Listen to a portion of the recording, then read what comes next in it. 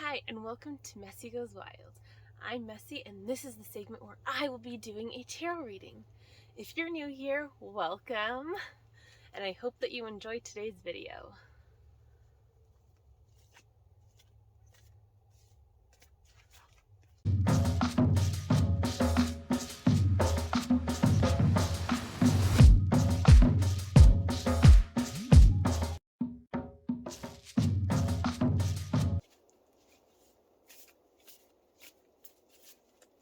Today is November 18th.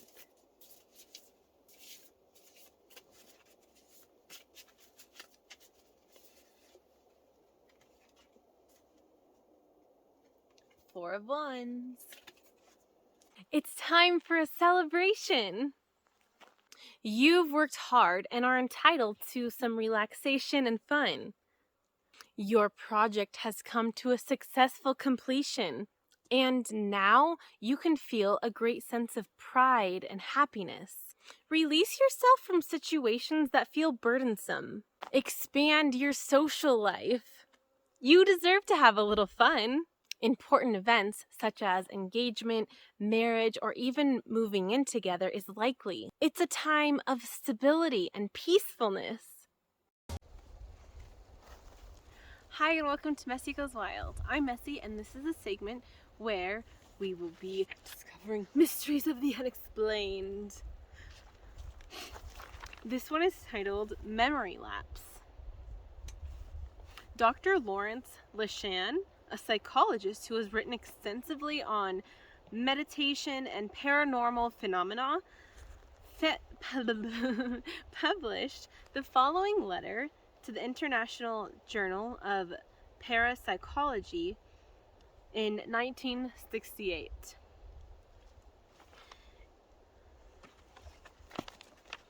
In the very first days of December 1967, I sent the draft of a manuscript dealing largely with mysticism to the well-known psychologist Dr. Nina Ridenour. Although she is best known for her professional work in mental health, Dr. Ridenour is also an expert on mysticism. At noon of December 11th, Dr. Ridenour and I met for lunch to discuss my paper. I was taking notes of her comments and criticisms throughout the discussion. Her central argument was that my manuscript reflected my less than perfect knowledge of mysticism. When she suggested a number of books on the subject I should read, I took down the entire list. She mentioned 8 books by Nicole Stace and Ouspensky. Among them, the 5th book Dr. Ridenour mentioned was Bing's The Vision of Asia. To my clear recollection, she said, after I had written down both the author's name and the title, until you read this, you won't understand the difference between Eastern and Western mysticism.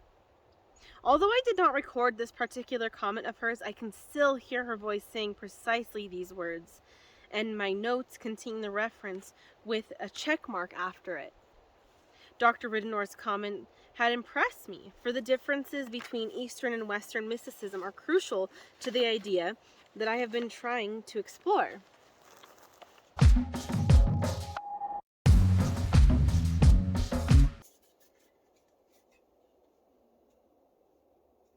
Ten of Wands. It's important to live a balanced life. Your determination and sheer will to accomplish the task is very admirable, but it's taking a large toll on you. Ask for help from others. Delegate responsibility to those who can do a good job. Reduce stress for the sake of protecting your health. Release feelings of guilt, and remove unnecessary obligations from your to-do list. Your current challenges may feel burdensome, but there is a great deal to learn from this situation. This is a time of growth that will make you stronger.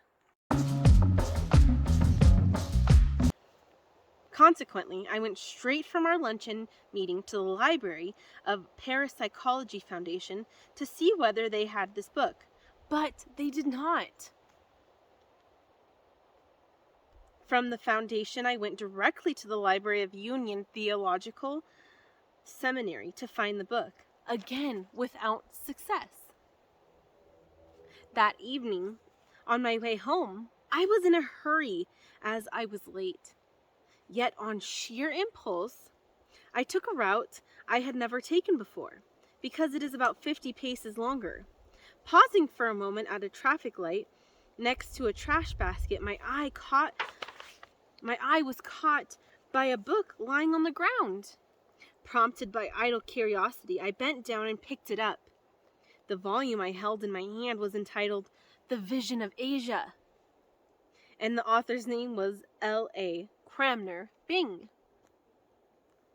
The next morning I called Dr. Ridner and said, "I have a funny story to tell you about the book you recommended." She replied, "Which book?"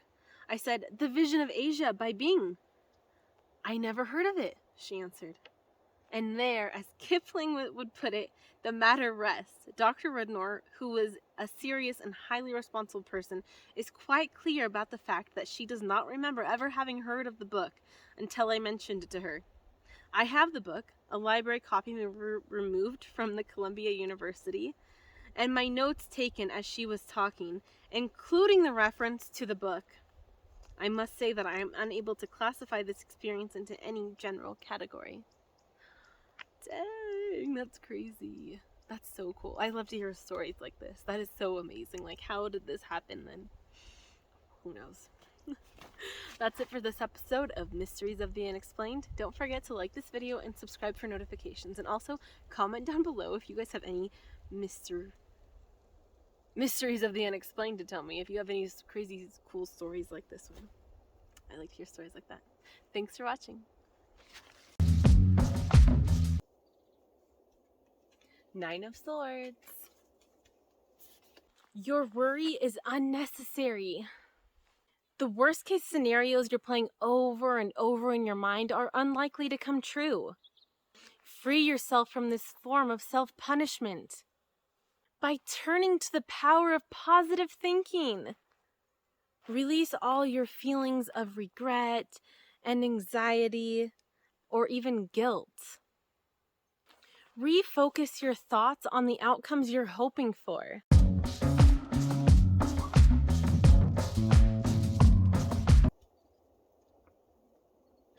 Four of Coins. When you give, you also receive. This card is a reminder that financial gain and resources are to be shared. When prosperity is held on too tightly, it can block off a person to future abundance. It can also indicate that you have been too careless with money. It's a need to review how money is spent in order to gain control of your debt. But it's not just about money and finances. It can also be about energy and emotions. Don't let fear-based thinking limit your actions. Be willing to share whatever gifts and talents you have with those around you.